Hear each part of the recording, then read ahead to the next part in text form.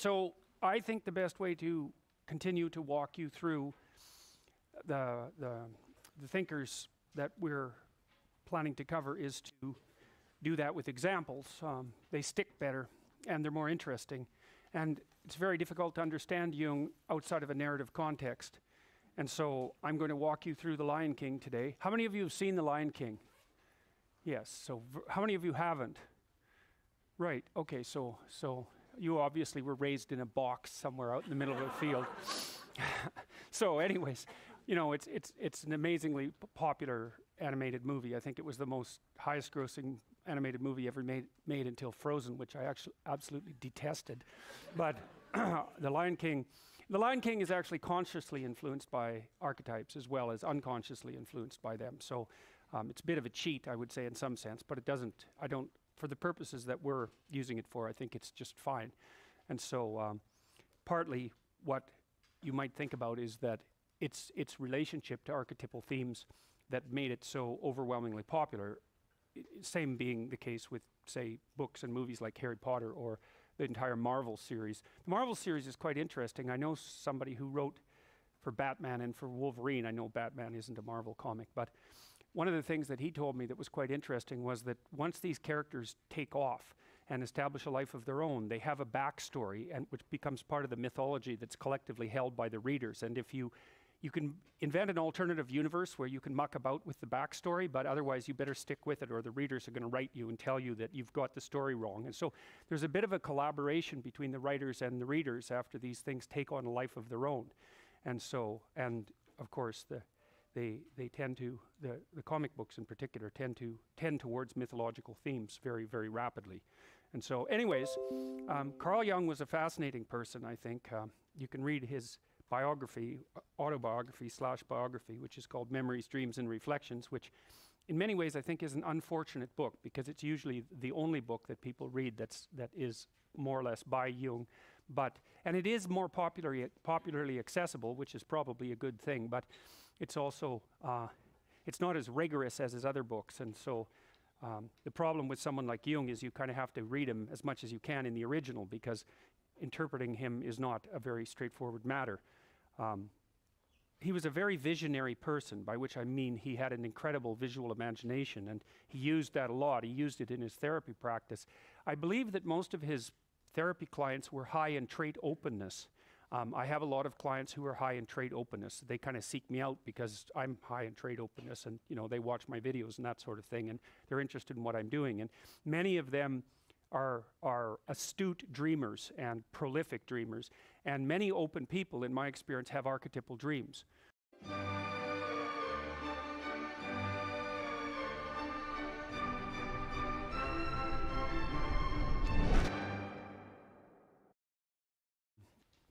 So I think the best way to continue to walk you through the thinkers that we're planning to cover is to do that with examples. They stick better and they're more interesting. And it's very difficult to understand Jung outside of a narrative context. And so I'm going to walk you through The Lion King today. How many of you have seen The Lion King? Yes. So how many of you haven't? Right. Okay. So you obviously were raised in a box somewhere out in the middle of a field. So anyways, you know, it's an amazingly popular animated movie. I think it was the most highest grossing animated movie ever made until Frozen, which I actually absolutely detested. But The Lion King is actually consciously influenced by archetypes as well as unconsciously influenced by them. So it's a bit of a cheat, I would say, in some sense, but for the purposes that we're using it for, I think it's just fine.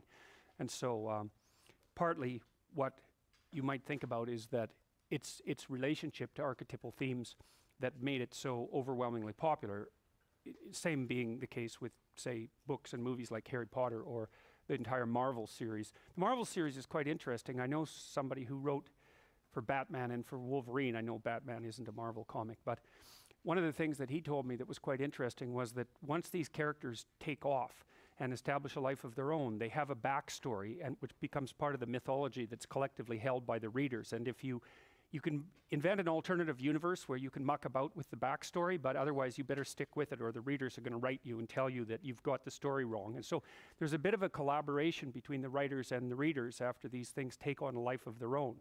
And so, and of course, they tend to, the comic books in particular tend towards mythological themes very, very rapidly.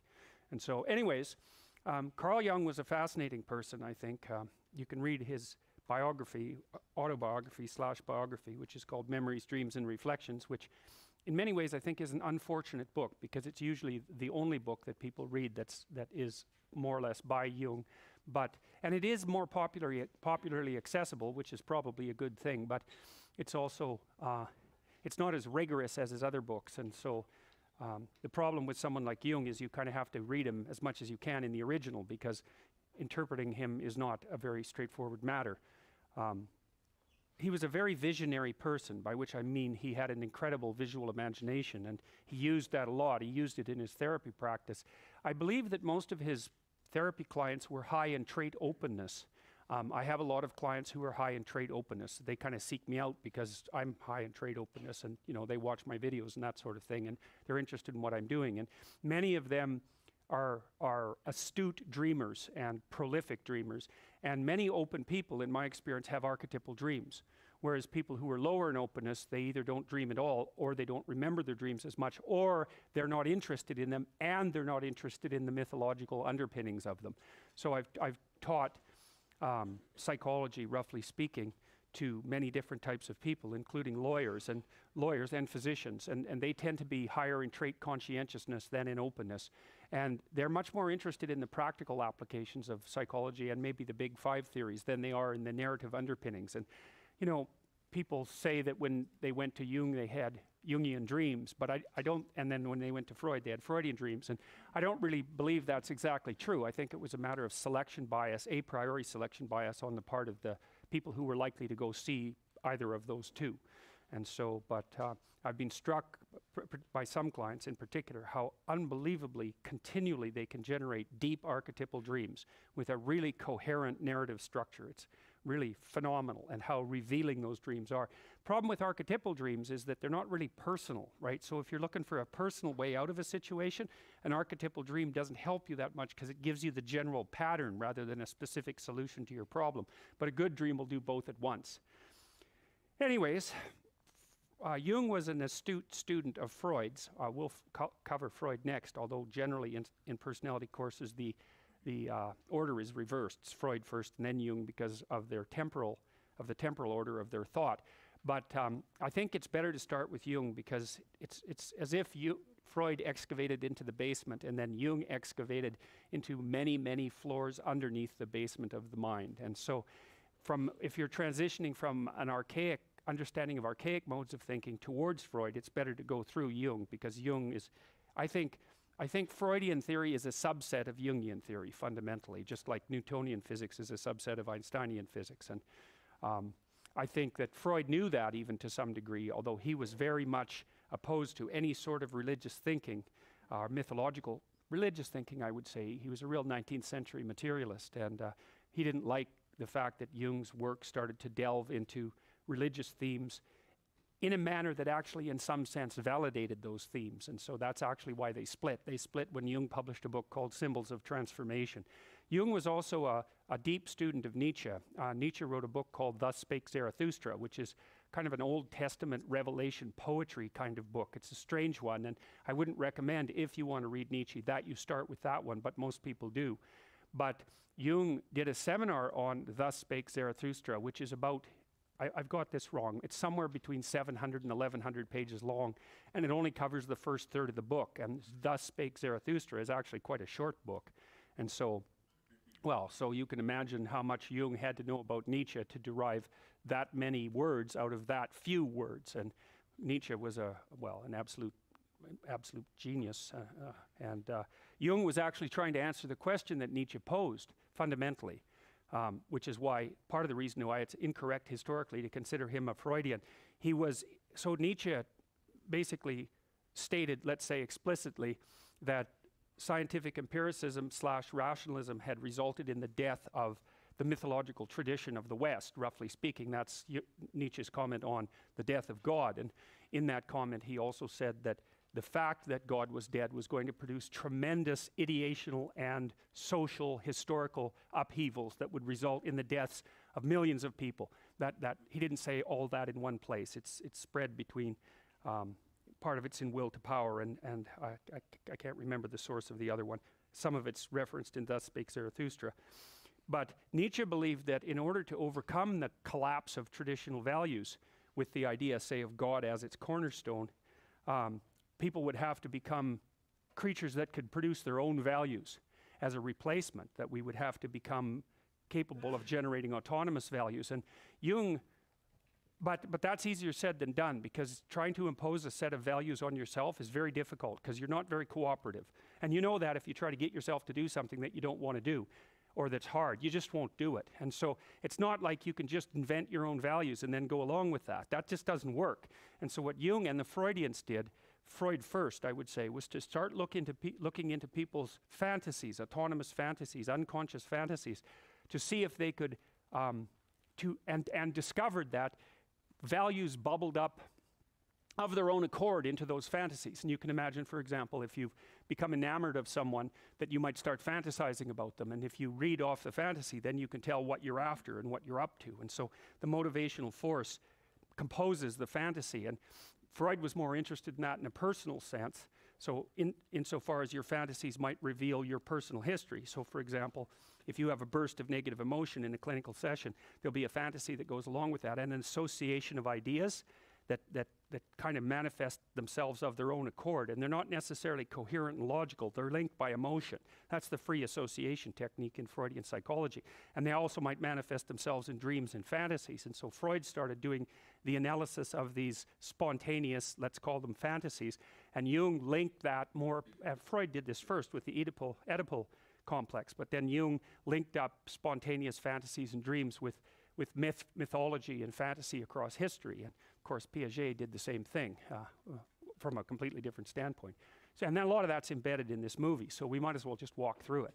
So the first question might be, well, why is a lion a king, right? And because it makes sense to people that a lion could be a king. And of course, a lion is an apex predator, and so, which means it's at the top of the food chain, roughly speaking, and it's sort of golden like the sun, so that's also useful. And it has that mane that makes it look majestic, and of course, it's very physically powerful, and it's intimidating, and so it's something that you run away from as well, right? Or you're awestruck by. So the fact that it's like Snail King just doesn't make any sense, right? But Lion King, that works, and you got to think about those things, because it's not self-evident why a lion would work as a king, but a snail wouldn't. But it fits in with your metaphorical understanding of the way the world works much better. And so the Lion King makes sense. And when things like that aren't rationally self-evident make sense, you have to ask yourself, in what metaphorical context do they make sense? So you have the Lion King. Now the movie opens with a sunrise, and the sunrise is equivalent to the dawn of consciousness, so that in many archaic stories, the sun was a hero, like Horus, if I remember correctly, was a solar king, but Apollo in particular, but Apollo, Greek myth. The idea was that the sun was the hero who illuminated the sky in the day, and so heroism and illumination and enlightenment are all tangled together metaphorically. And then at night, what would happen would be that the sun would fight with the dragon of darkness, basically, or with evil, all night, and then rise again victorious in the morning. And so it's a death and rebirth theme, and it's very, very, very, very common mythological theme. And the reason the sun is associated with consciousness, as far as I can tell, is that we're not nocturnal creatures, right? We're awake during the day, and we're very, very visual. Half our brain is devoted to visual processing. And to be enlightened and illuminated means to develop, to move towards a higher state of consciousness, and we naturally use light symbolism to represent that, like the light bulb on the top of someone's head. You don't say, I was darkened when you learn something new. And so again, that fits into this underlying metaphorical substrate that's, I think, deeply biologically grounded, but also socially grounded. So it's a new day. It's the start of a new day. And day actually means, like French, journée means day, day trek in some sense, and how to comport yourself during the day is the fundamental question. The day is the canonical unit of time, and so you have to know how to comport yourself during the day, and part of that is a journey from consciousness into unconsciousness, and that return. So like Apollo, you descend into unconsciousness and then re-emerge, and of course that's not metaphorical at all. That's exactly what you do. You descend into the underworld of darkness and dreams, and strange things happen down there, and then you awake, if you're fortunate or unfortunate depending on your state of mind. You awake in the morning and it's a new day, right? And so the dream world seems to help you sort out your thoughts, by the way. If you keep people awake for an extended period of time, then they lose their minds, essentially. The unconsciousness and the dream state seem absolutely critical in the maintenance of mental health, although people don't exactly understand why. It looks like dreams might help you forget, because forgetting is really important. You just can't you just can't remember everything that happened to you. You get so damn cluttered that you'd fall apart. And so you reduce things to the gist, and when you're doing that, you pack them in. It's like you compress them in some sense. You pack them into a smaller space and get rid of everything that isn't relevant. And the dream seems to not be part of that. It also seems to be a place where you deeply encode learning that might have been done that day, which is something that Freud actually noted in his Interpretation of Dreams, which is a great book. If you're ever going to read a book that Freud wrote, The Interpretation of Dreams is the proper one to read. In my estimation, it's a brilliant book. And it laid the groundwork for a lot of what Jung did. And so anyways, that's how the movie starts, and the animals come out into the light, and that's a metaphor for the dawning of consciousness, to come out into the light where you can see. And so this is a baby giraffe, and babies emerge into the light, roughly speaking, and that's like I said, that's a representation of the emergence or expansion of consciousness. And so this is how the movie starts. It starts with very expansive music as well, celebratory music. And that's to indicate to you, to set the tone for the movie, but also to indicate to you that you're about to watch something of import. And the opening scene is actually a real scene of genius in my estimation. The animators did a great job, and it goes along very nicely with the music. And so you see this lit place, and then you see this rock, Pride Rock, I believe it's called, in the middle of it, and it's the center. It's the center. It's like the spot that's marked by a cathedral, which is an X or a cross, and you're right in the middle of that. And so it's the center of the light. That's another way of thinking about it. Or it's the center of the territory, or it's the home, or it's the fire in the wilderness, or it's the tree in the center where you live. It's all of those things at once. It's inhabited territory with you at the center. And the rock represents tradition, because people tend to inscribe their traditions on rock, right? Or to build them into rock, like the pyramids. So you could think about that as a pyramid, as an Egyptian pyramid, and it's the right way to think about it. You could also think about it as a dominance hierarchy with the apex predator at the top, and that's the lion. So it makes sense that the lion would be in the light on the rock. That's a pyramid in the middle of the territory, right? That makes sense to people psychologically. So, because that's what the state is. The state is a hierarchy with something at the top that occupies a space that has been illuminated and made safe by consciousness. That's what the state is, and that's all represented right away in this movie. And all the animals come to observe what's happening in the pyramid and at the top, because they need to know what happens at the top, partly to organize their world, that's the pyramid, but also to see how the organizational principle works. And that's why they're all gathering. And so they're gathering in the light in the morning to observe something new that's going to be born, that's of significant importance, and that's the birth of the hero. And this little bird here, Zazu, right? Zazu is like Horus, the Egyptian god, who was a falcon and an eye at the same time. And he is the king's eyes in this movie, right? He flies up above, outside of the pyramid, so he can see everything that goes on and reports to the king. And so partly what that indicates is that the thing that's at the top of the pyramid needs to be an eye. And that's partly why you see an eye on the top of the pyramid on the back of the American dollar bill. It's exactly the same idea. Or if you look at the Washington Monument, which is a pyramid at the top, you see that it's capped with aluminum. And you think, well, why aluminum? And the answer to that was it was the most expensive metal at that time. And so the notion is that at the top of the pyramid, there's something that actually doesn't belong in the pyramid. It's something that goes up above the pyramid and can see everything. And so you could think about it this way, is that you're going to be in a lot of pyramids in your life, dominance hierarchies and different states and families and all of that. And they'll arrange themselves into a hierarchy, and there'll be something at the top. And the top is the thing that can do well across hierarchies. So it's not stuck in any one pyramid, and it's partly associated with vision and the ability to see a long, long distance. Also to see what you don't want to see and to report that back to the king. And so the king, fundamentally, as far as you guys are concerned from a psychological perspective, that's your superego. That's the Freudian perspective. Or it might be the moral system by which you comport yourself. But your eyes are the thing that updates that, right? You need it to orient yourself in the world. You need it to orient yourself among other people. But your eye and your capacity to pay attention, especially to what you don't want to pay attention to, is the thing that continually updates that model, exactly as Piaget laid out with children. So, and all of that's packed into the imagery in the first, few minutes of this movie, and that's actually why it relies on imagery, why this isn't just a lecture by a psychologist, when you go to see the movie. It's because the images, they say a picture is worth 1,000 words, and there's thousands of pictures in this movie, obviously, but maybe a picture is worth more words than you can actually use to describe it if the picture is profound enough. And we have many, many pictures like that. Any deeply symbolic picture is virtually inexhaustible in terms of semantically with regards to its explanation. Images are very, very dense. So anyways, the animals all gathered. Now the animals are also id representations from the Freudian perspective, and the id is the part of your psyche from the Freudian perspective that's animalistic and full of implicit drives, sexual and aggressive in particular, as far as Freud was concerned. And that's because those two drives, say unlike thirst or hunger, are much more difficult to integrate into proper social being and tend to be excluded and left unconscious. And so a lot of Freudian psychology, and I would say psychology in general, is focused on the integration of sexual impulses and aggressive impulses into the psyche.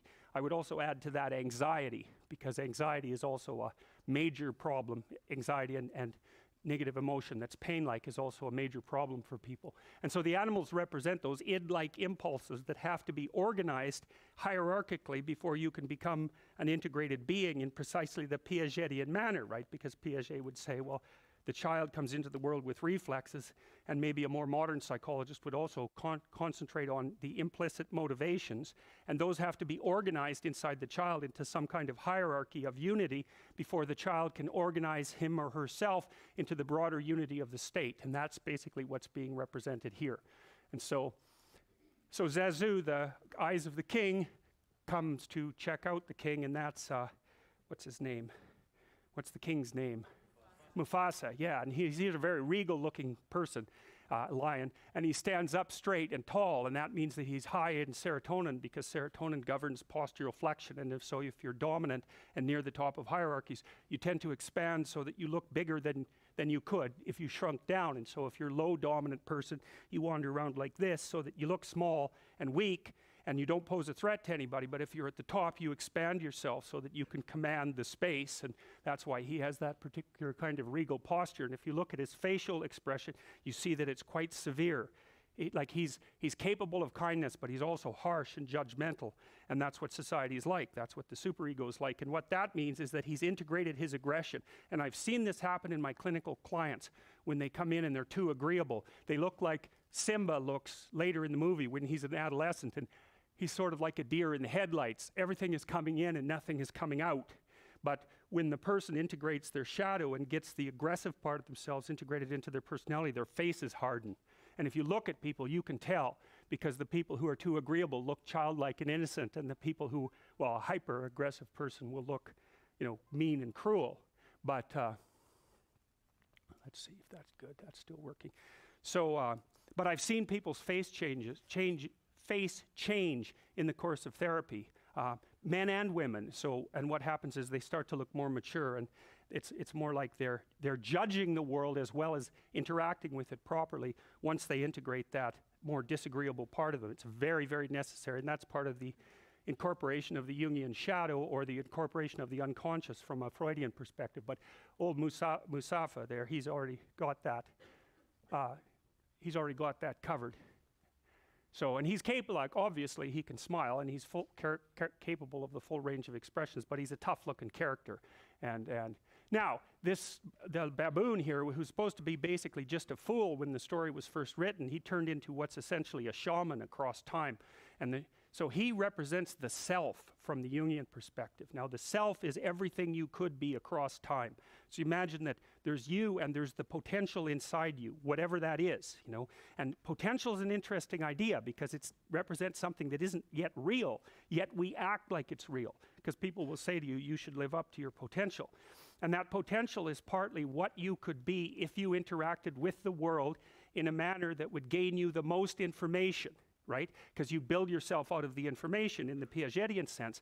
But it's deeper than that too, because we know that if you take yourself and you put yourself in a new environment, new genes turn on in your nervous system. They encode for new proteins.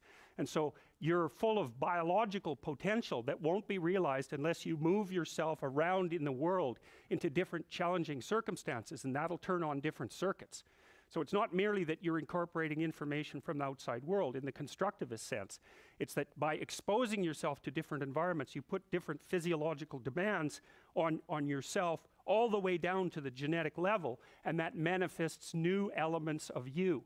And so one of the things that happens to people, and this is a very common cultural notion, is that you should go on a pilgrimage at some point to somewhere central, and that would be, say, like the Rock in the Pride Rock in The Lion King, because you take yourself out of your dopey little village, and that's just the little bounded you that everyone knows and that isn't very expanded, and then you go somewhere dark and dangerous to the central place, and while you do that, you have adventures, and they toughen you and pull more out of you, like partly because you're becoming informed, which means information. It means you're becoming more organized at every level of analysis, but there's also more of you too. And so that's a very classic idea. And then in cathedrals in Europe, especially at Chartres, there's a big maze on the floor, a circular maze, which is a symbolic representation of the pilgrimage for people who couldn't do it. And so it's a huge circle divided into quadrants, which is a Jungian mandala. And you enter the maze at one point, and then you have to walk through the entire maze, north, east, west, and south, before you get to the center. And the center is symbolized by a flower that's carved in stone. It looks like this. It's big, this maze, eh? It's large, so that you can walk it. And that's a symbolic pilgrimage. It takes you to the center. That's the center of the cross, because it's in a cathedral, and that's the point of acceptance of voluntary suffering. That's what that means. And so you walk through, Jung called that a circumambulation. You go to all the quarters of the world to find yourself. And so, well, the self is the baboon in this particular, I think he's a mandrill actually, in this particular representation. And he lives in the tree. He lives in the tree of life. It's a baobab tree in this particular. So he's the spirit that inhabits the tree of life. And he's the eternal wise man. That's a way of thinking. So is the king, but he's sort of a superordinate king or an outside king in some sense. He's the repository of ancient wisdom. And the king is the manner in which that wisdom is currently being acted out in the world. And so they're friends, and that means that the king is a good king, because if the king was a bad king, he would be alienated from himself, and that would make him shallow and one-dimensional, and that would make him a bad ruler. No union with the traditions of the past. To be a good ruler, you have to rescue your father from the underworld and integrate that. And of course, that's a main theme in this entire movie. So, hey, a new mystery to solve.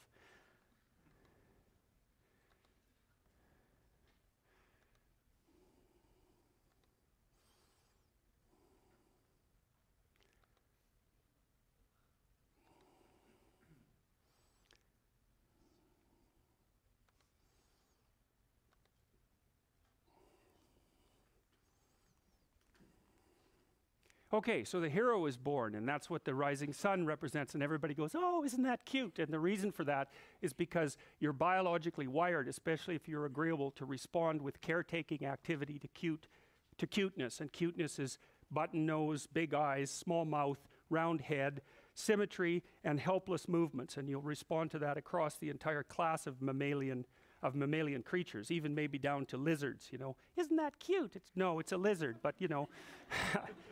So that's an archetype as well. That's the archetype of the vulnerable hero the vulnerable hero newly born. And that should invoke a desire mostly on the part of males to encourage, and mostly on the part of females to nurture. But males and females are quite cross-wired among human beings, and so there's encouragement from the women, and there's also nurturing from the men.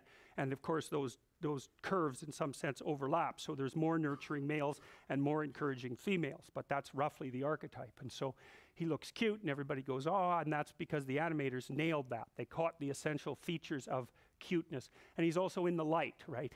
And so then the shaman, Mandrill, basically baptizes him. That's essentially what he's doing. And he uses something that's symbolic of the sun, which is this ripe fruit. And fruits are symbolic of the sun because, of course, they need the sun to ripen, and they're round like the sun. And so, and people know that they need light.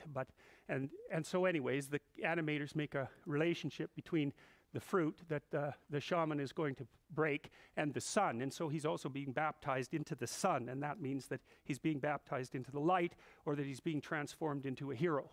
And so then everyone's happy, and that's basically, the Divine Father and the Divine Mother and the Divine Son and the Self who's taking care of that. And there's a union between the baby and the wise old man, because the baby is all the potential that's realized in the Self.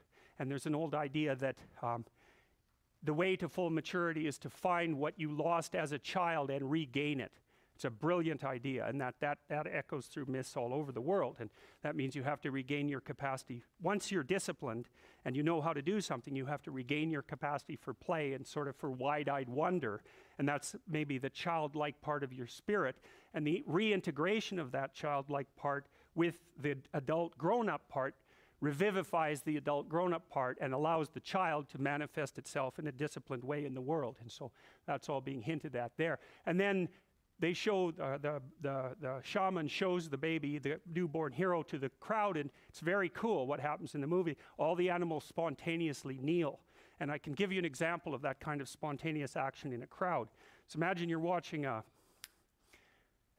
gymnastics performance, right? And it's like a high-level, world-class performance, and someone comes out there and they do this routine that's just dead letter perfect, and they stop and everybody claps like mad, right? And it's perfect. And so then the next contestant comes out, and they're basically in real trouble because, this person just got 9.7 out of 10, and it was perfect. So how do you beat perfect?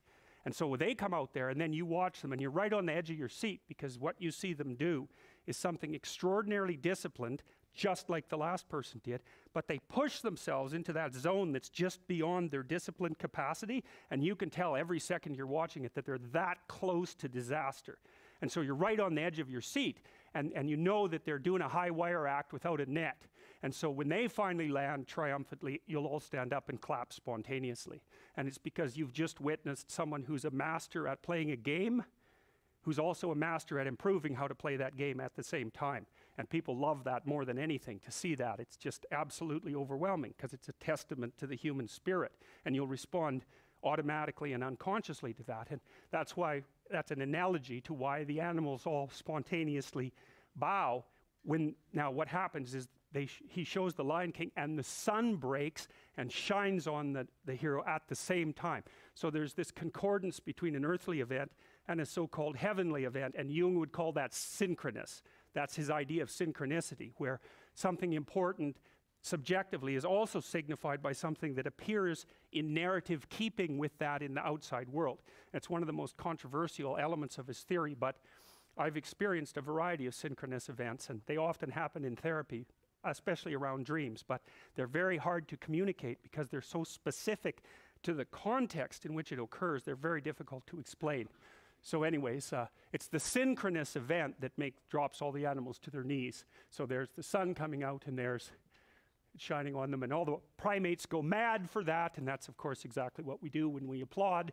And then we switch to Scar. Now Scar is Mufasa's brother, evil brother. The king always has an evil brother, and so does the hero. The hero always has an adversary, and the reason for that is the king always has an evil brother. And that means that the state always has a tyrannical element. And the tyrannical element exists for two reasons. One is the state deteriorates of its own accord. And that's an entropy observation. What that means is that the state is a construction of the past, right? But the present isn't the same as the past. And to the degree that the past is mismatched with the demands of the present, then it's tyrannical. It's malfunctioning. And so it's a continual problem with the state. It's always 2 steps behind the environment.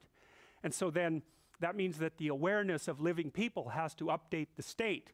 And so Eliade, Mircea Eliade, who's a great historian of religions, looked at flood stories from all over the world, because there are flood stories from all over the world, partly because there are floods all over the world. But there's a psychological reason too. So you imagine that New Orleans was wiped out by a hurricane, right? A flood. And you say, well, that was an act of God. But then you think, wait a second. They knew those damn dikes weren't going to hold. They knew they weren't built strong enough. They took the money that was allocated to the dikes and spent it badly, and that was willful blindness. And so you could say that it was God who caused the flood, so to speak, metaphorically, but you could also say that it was the degeneration of the state and the willful blindness of the politicians that caused the flood. In Holland, they built the dikes to withstand the worst storm in 10,000 years. In the southern US, they built them to withstand the worst storm in 100 years. And they knew that that was insufficient. And so the flood, if there's a flood, well, you can say, well, that's an act of nature, but you can also say, just wait a sec. Maybe there was a flood because we looked the other way and because our systems were out of date. And that's why in flood stories, there's a continual theme, which is the people get wiped out by the flood because God judges them harshly for their senility and their willful blindness. And it's a story that's very much, you'll have a flood in your life. Right? It'll be a flood of chaos, and you'll find, of one form or another, and you'll find when you investigate the causes of the flood that some of it will be, and sometimes this is the case, it's just random. You just got singled out, you got a terrible disease, and that's the end of you, or something like that. But there'll be other situations where the flood comes, and you're surrounded by chaos, and you'll look into it, and you'll think, I knew this was coming. I knew I wasn't paying attention. I knew I hadn't sorted things out. And the consequences of that will have cascaded and wiped you out. And then you're in real trouble, because not only did you get wiped out, but you also know it's your fault. And that is not a good thing. That makes you bitter and resentful and murderous when that happens. So anyways, Scar is scarred, right? So what that implies is he's had a pretty rough life, and he's kind of skinny, and he said he was born in the low end of the gene pool, and so he has reasons to be resentful. He's also hyper intelligent and rational, and it's one of the things you see very commonly about the evil adversary of the state or of the individuals, often intelligent and hyper rational.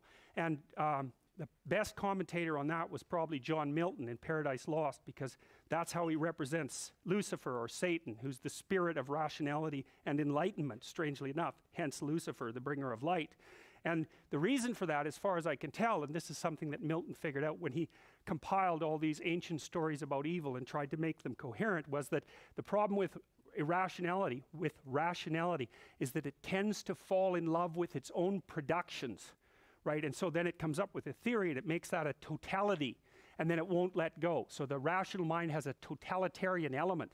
And we know that to some degree because that kind of rationality seems more left hemisphere focused, and the left hemisphere tends to impose structured order on the world and be updated by the right hemisphere. And the right hemisphere generally updates it with negative information and with fantasy.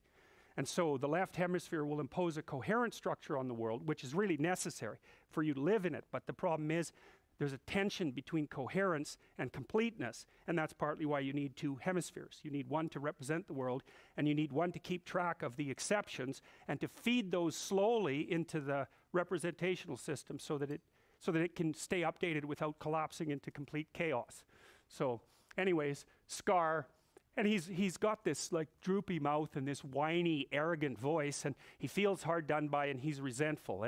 And in classic hero stories, stories of the state as well, so this is an Egyptian take on it. Osiris was the god of the state, and Set, who later became Satan, that name became Satan as it transformed through Coptic Christianity. Osiris had a brother named Set, and Set, he didn't pay attention to Set, enough attention. And Set was always scheming to overthrow the kingdom, just like Scar is. And the Egyptians said straightforwardly that the reason that Osiris got overthrown by Set, he got chopped into pieces, and his pieces distributed throughout the state in the mythological representation. And those pieces were actually the provinces of Egypt, technically speaking. So, and that's what the Egyptians thought, so that's quite cool. But the Egyptians said explicitly that the reason that Osiris got overthrown by Set was because he was willfully blind. Old, senile, and willfully blind. Same idea as the flood myth. You don't see that quite here because Mufasa is sort of on to Set or to Scar, but Scar is more treacherous than Mufasa believes, and he gets at Mufasa by going through his son, by playing on the impulsivity and juvenile qualities of his son. And so obviously there's some antagonism between these two, as you can see by their facial expressions there. And there's the good example of Scar. You know, he's got that droopy, kind of whiny, malevolent face and that malevolent voice that Jeremy Irons pulls off so incredibly well. And he's always skulking. He's a creature of the night. He always skulks around. He's not a creature of the day in any sense of the word. And, you know, obviously Mufasa is golden like the sun, and Scar is dark like the night. That's another thing, another clue, another hint. Okay, there's the tree. That's the tree of life. We already talked about that. I think that represents the multiple levels at which you exist simultaneously, all the way from the subatomic all the way up to the cosmic, so to speak. And that's a different kind of dimension. And that's the place that the self inhabits, and it can kind of move up and down those dimensions.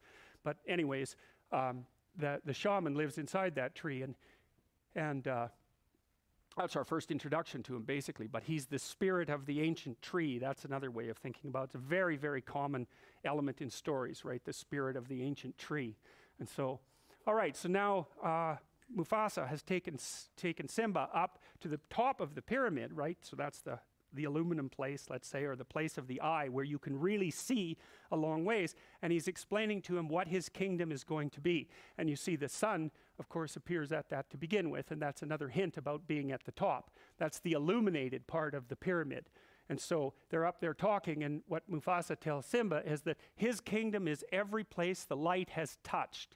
And that's so brilliant. So one of the things you'll notice if you move into a new apartment, you're like a cat. Cats don't like changing houses, and they have to zoom around in every corner to see exactly what the hell's going on there before they calm down. They need to know where they can hide and where the potential dangers are.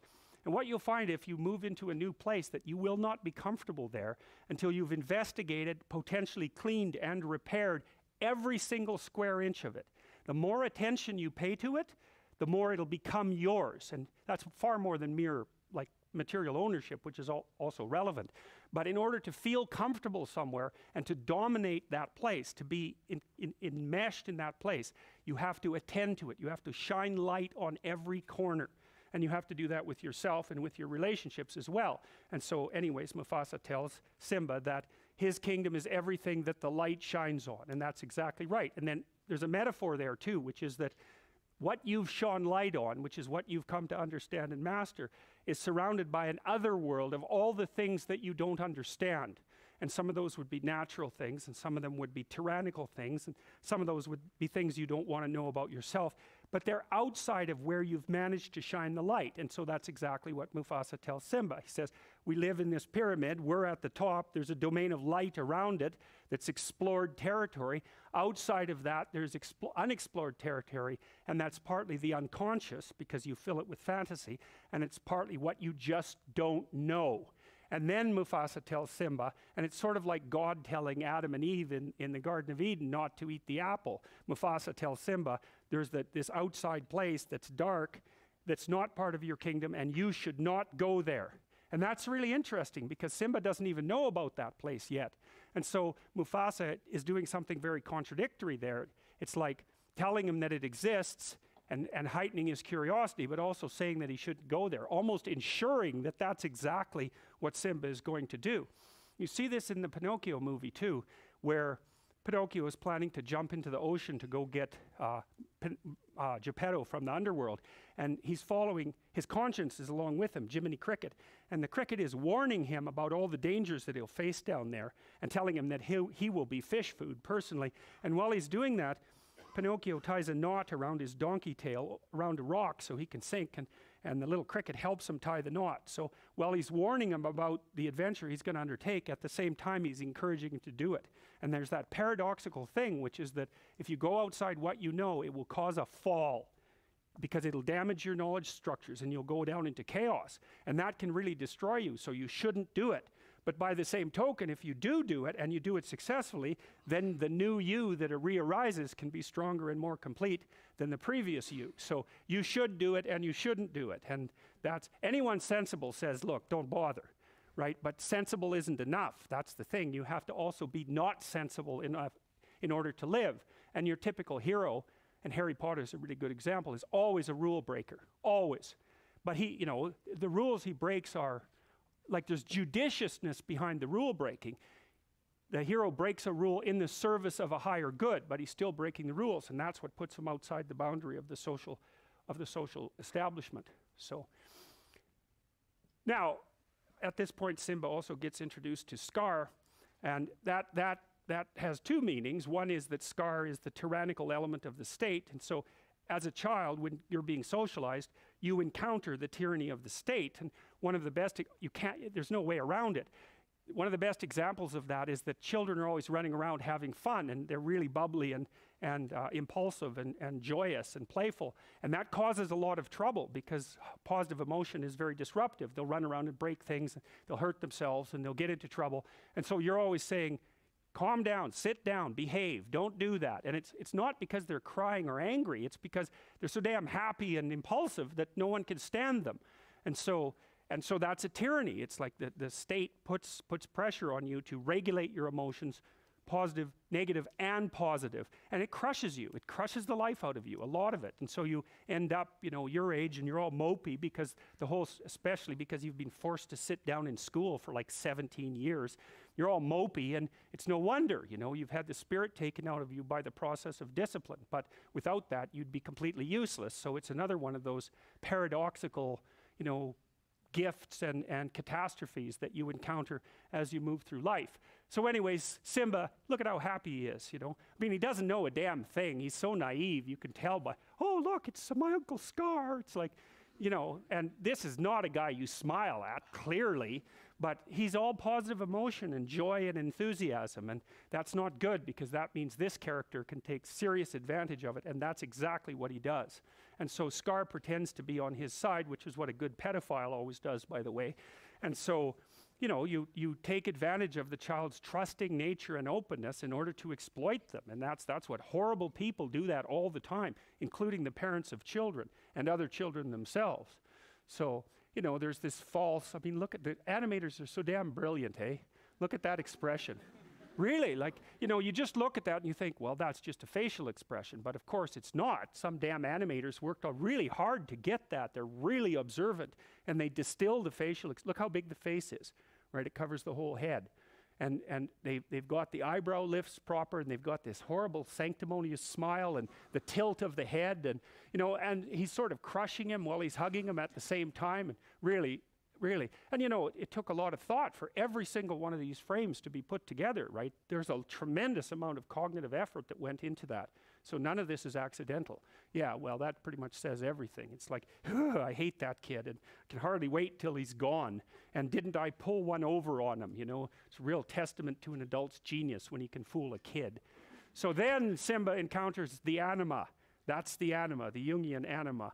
And the anima is the feminine counterpart in the soul. And she, well, yeah, you can tell what she does to him, right? Because she's got this supercilious and what would you say, judgmental and teasy look on her face, and she's really trying to put him down, and it's working like mad. He's not very happy about that at all. And she's the thing, this is what the anima does, the soul. She's the thing that teaches the exploratory hero that it's not everything it could be, right? And that's part of, this can be read multiple ways, but it's part of the eternal tendency of women to make men self-conscious by their sexual selectivity. That's part of it, because that makes men self-conscious like nothing else, and it's also perhaps been one of the phenomena that's produced the evolutionary arms race in the sexes among human beings that's caused our rapid cortical expansion and our quick movement away from chimpanzees, who aren't selective maters, by the way. So look at him, Jesus, you just want to slap him, right?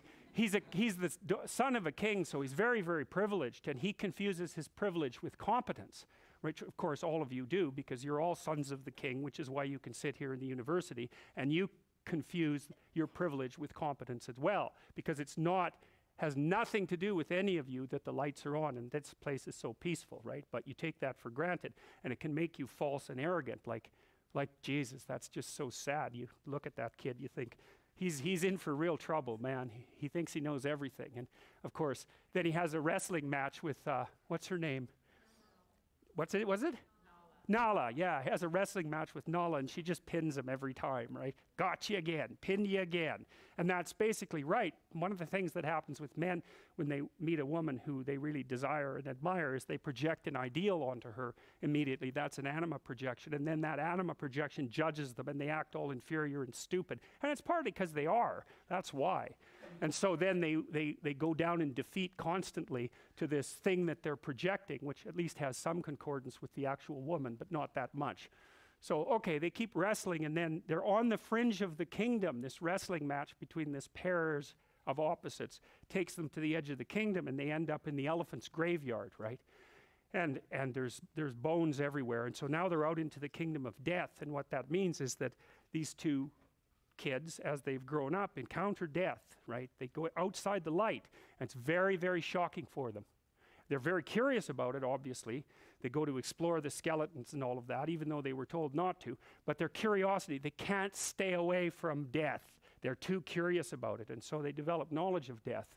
And then, of course, out there in the deadlands is where the hyenas are. And that's exactly right, because hyenas are scavengers, right?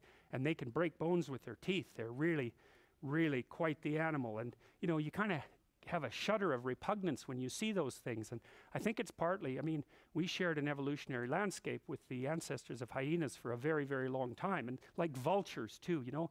You couldn't imagine something that would be more well-designed to look like it was a horrible thing than a vulture, right? And there's this weird concordance, and crows and ravens are like that, too. Carrion eaters, you know. Eagles are kind of an exception, but they look just as creepy as they are, which is really quite interesting. And of course, hyenas fall into that category, and they laugh too, which is, you know, really? You also have to laugh, really, with all these other things you have going for you?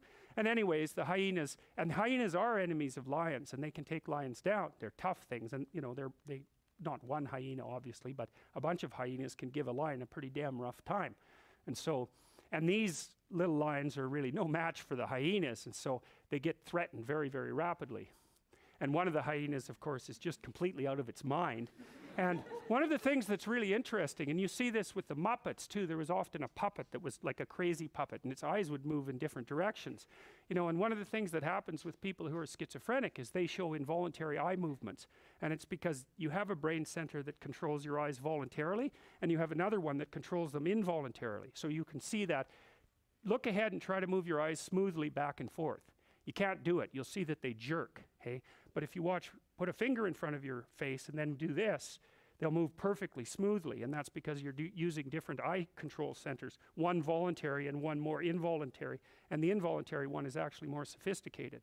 And so in schizophrenics, the involuntary eye control centers tend to disrupt the voluntary eye control centers, and that's likely part of the hallucinatory process, you know, because you have the ego in the schizophrenic that's being disrupted by processes underneath, fantasies and that sort of thing, and that looks like it's reflected in involuntary eye movements, like dream movements. So anyways, so much for the crazy hyena, and they're in real trouble. Now the king's eye, who's supposed to be keeping an eye on this and was supposed to be watching Simba, is trying to intervene, but I mean, look at him. He's like a delicious little bird, and so that's not working out very well. Anyways, and then you see this immediate juxtaposition of the domain of death and the hyenas with hell, right? And everyone looks at that and they think, well, they know exactly what that means. It's no surprise to anyone that that happens. And I suppose that's partly because on the veldt, where we evolved in large part, but not by no means all part, fire was an ever-present danger in the grasslands, right? And so that's a good example of hell. So,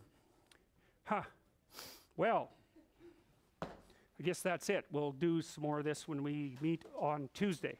Bye.